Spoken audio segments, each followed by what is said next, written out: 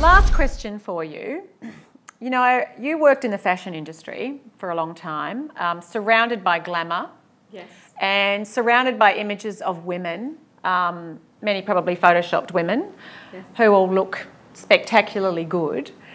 You know, I think we women, we're under so much pressure to look good, to look good all the time. I mean, you just turn on the news and you've got some old balding bloke who's a little bit overweight, and he's on the couch with the hot young chick.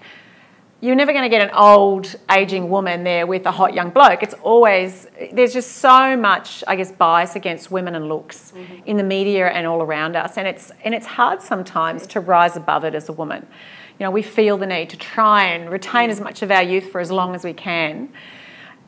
How do you feel about women and the media and how we're presented, and what does it take for us as women to really just be at ease with what it is to be a 45-year-old woman? Our bodies don't look the same as when we were 25, and likewise when we're 55 and 65, and just the ageing process.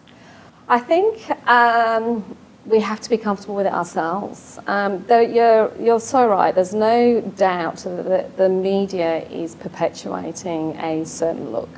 I've often told the story about after my third child, where, you know, 2 weeks after, I'm busy reading the NWs of this world, and somebody that had worked in fashion and understood the whole process, I still felt the need to lose 30 kilos and get really skinny within 3 months. Ridiculous. 30 kilos? Or whatever it was. I put on a good 25 kilos. Yeah, which is a lot. Which is a lot. Yeah. Not to make you feel bad, but that's a lot. Yeah. I could not walk down the stairs. But my point is that even somebody who'd worked in the industry, understood the process, relatively intelligent, I like to think, was still affected by, oh my God, look at all these people that are losing weight in 4 weeks. And you knew better, but you still were pulled into it. And it's still a massive problem. You know, we've got bulimia and anorexia going through the roof, not just for girls, but for boys. We've got mental health issues through the roof. Yeah. We've got a young generation that feels the need to keep up, that is connected but not connected. I was reading the other day that self-harming is just going out of the roof in terms of teenagers, and they're seen as a badge of honour. It's just horrendous.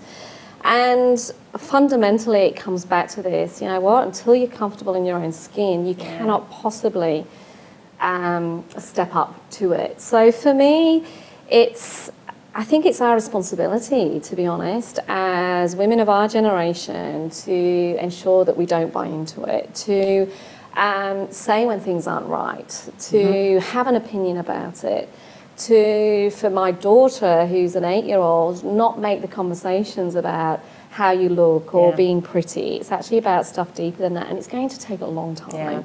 Because the reality is, and I'm sure you're the same, you have your TV sessions and you have your hair done, you have your makeup done, you would not go on screen not looking great. None of us would.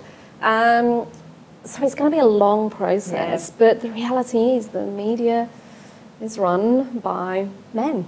Yeah. And it's just going to take a long time, but we have to step up to it. You touched on earlier, you know, part of what success is for you is freedom. Yeah.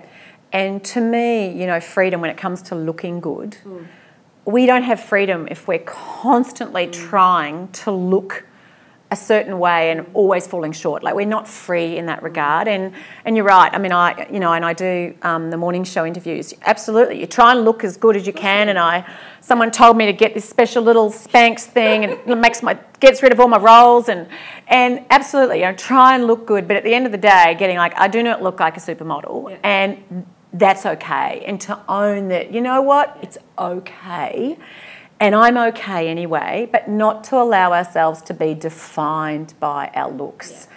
And I see the emphasis on just like the perfect body and the perfect hair and the perfect everything. And we get so preoccupied with having to look a certain way, we lose all our freedom. And I do think it takes courage to go, I will not, I mean, we want to look good, and there's nothing wrong with wanting to look good, but when we become a slave to it, and I see so many, not just women, but men, but who are literally slaves to this image of what we're supposed to be, that we really do lose our freedom. We've sold it. Which isn't real anyway. Exactly, because you see what they do to the pictures, you know. And the interesting thing is, at least those readerships are going down of those magazines. Are they? Okay, I didn't know apparently. Well, you've had quite a few closing, Madison, Grazia, etc. But you still have it on the TV. Yeah. And it is.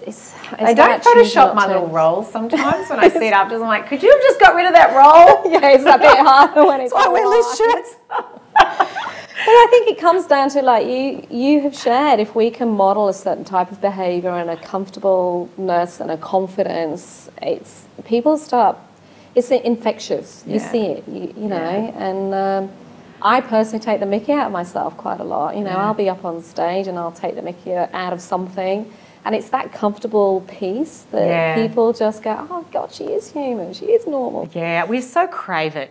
And, you know, it's part of what inspired me with why we're sitting here now with Raw Courage TV is I really think we crave real conversations with real people and just sharing, that's what I struggle with. I really want to look better than I do, but I you know, like I would be lying if I said I'm 100% comfortable in my body. I'm not. I try and be half fit. I try and exercise because I feel better.